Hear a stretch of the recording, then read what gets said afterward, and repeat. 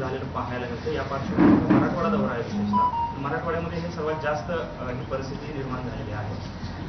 आपण काय मेसेज देणार आहात आपल्या ह्या संपूर्ण दौऱ्यातून आणि मतदारांना काय कशा पद्धतीने आव्हान? काय आपण पहिली गोष्ट बघितली पाहिजे की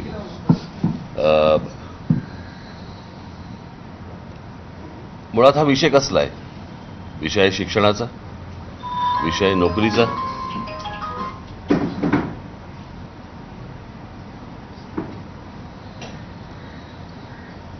महाराष्ट्रातल्या भूमिपुत्रांना नोकऱ्या मिळाल्या पाहिजेत, चांगलं शिक्षण मिळालं पाहिजे. मला असं वाटतं की ह्याच्यामध्ये जात येते कुठे? तो ओबीसी असेल, तो मराठा असेल, तो कुठच्याही जातीचा असेल, आपल्या मुलांना महाराष्ट्रातल्या आपल्या मुलामुलींना चांगलं शिक्षण, चांगला रोजगार मिळाला पाहिजे. महाराष्ट्रामध्ये म्हणजे महाराष्ट्र हे राज्य असं आहे की या देशामधलं सर्वाधिक प्रगत राज्य म्हणून आपण महाराष्ट्राकडे बघतो आणि महाराष्ट्रामध्ये जेवढे नोकऱ्या उपलब्ध होतात, मला नाही वाटत दुसऱ्या कुठच्या राज्यामध्ये इतक्या मोठ्या प्रमाणावरती उपलब्ध होत असतील. आज बऱ्याचशा गोष्टी जर समजा आपण बघितल्यात तर या म्हणजे ज्याला आपण खाजगीकरण करतायत, केंद्र सरकार काय करतंय आणि सगळ्याच, आता या खाजगी ज्या संस्था आहेत इथे आरक्षण आहे का? खाजगी ज्या शिक्षण संस्था आहेत इथे आरक्षण आहे का? मग नेमकं किती प्रमाणामध्ये आरक्षण आहे आणि किती जातींना ते मिळणार आहे, किती मुलांना मिळणार आहे, किती मुलींना मिळणार आहे, किती नोकऱ्या उपलब्ध होणार आहेत, हे जर आपण तपासणार आहोत का? की फक्त माथी भडकवून फक्त मतं हातामध्ये घ्यायची एवढाच फक्त उद्योग आहे? आपण मला असं वाटतं काही गोष्टी नीट समजून घेतल्या पाहिजेत.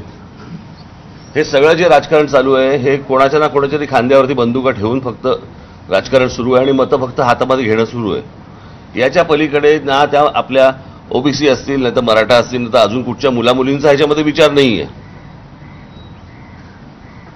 हे फक्त मतांचं राजकारण आहे. मला असं वाटतं प्रत्येक समाजाने ही गोष्ट समजून घेतली पाहिजे की आपल्याला मूर्ख बनवत आहेत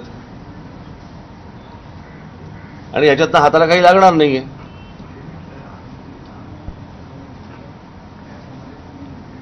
मी तुम्हाला सांगतो, आज बाहेरच्या राज्यांमधनं मुलं येतात आणि आपल्या राज्यांमधल्या नोकऱ्या बळकावतात, आपल्या राज्यामध्ये असलेल्या शिक्षण संस्थांमध्ये शिक्षण घेतात, पण आपल्या मुलांना मुलींना मिळत नाही. मला असं वाटतं आपण विचार केला पाहिजे ना या गोष्टींचा.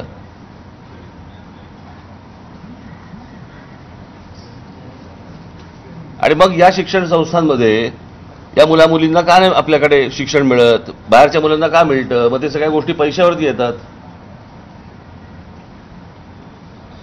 म्हणजे मूळ विषय राहतोय बाजूला आणि आपण कुठेतरी विचित्र भरकटत जातोय. आणि भरकटणं नुसतं नाहीये, हे विष कालवणं आहे. मध्यंतरी तुम्ही देखील पाहिलं असेल, मी पाहिलं, लहान लहान मुली